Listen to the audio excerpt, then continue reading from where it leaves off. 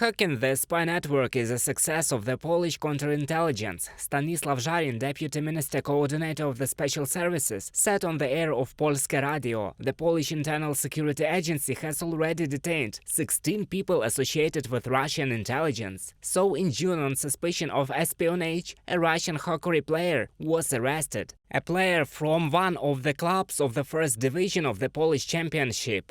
The agency managed not only to identify and detain the spies, but also to investigate and identify the modus operandi used by the Russians in this type of activity against Poland. This is definitely a great success of our services, but unfortunately it is too early to rest on our laurels. The Russians are still looking for ways to destabilize and weaken Poland. Stanislav Zharin, Deputy Minister Coordinator of the Polish Intelligence Services, on the air of Polskie Radio.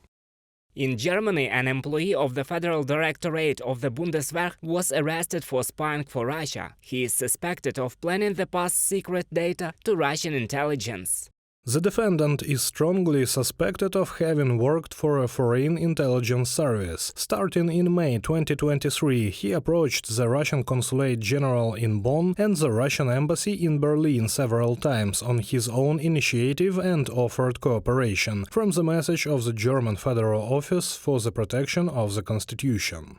In mid-April, Berlin accused of espionage and expelled a number of Russian diplomats. New Zealand also accused the Russian Federation of espionage and disinformation. On August 11th, the New Zealand Intelligence Service said that there are foreign intelligence agencies that are aggressively conducting espionage operations against the country. In the report of the department, in addition to Russia, also named China and Iran.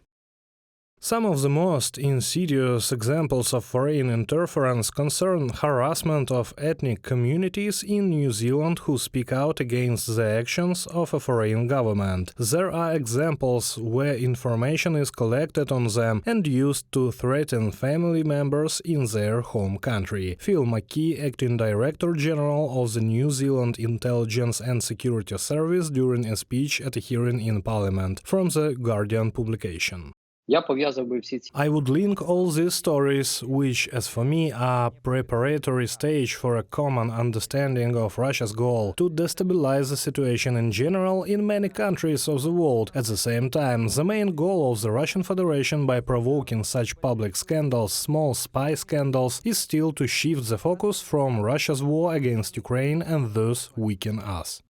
Russia fails to weaken Ukraine. The allies do not intend to reduce support for Kyiv. An example of this is the recent initiative of the President of the United States. Joe Biden has proposed to Congress to increase the United States defense budget by $25 billion by the end of this year. 13 of them will go to help Ukraine. Reported by Roman Smoler, Krystyna Dąbrowska, UA TV News.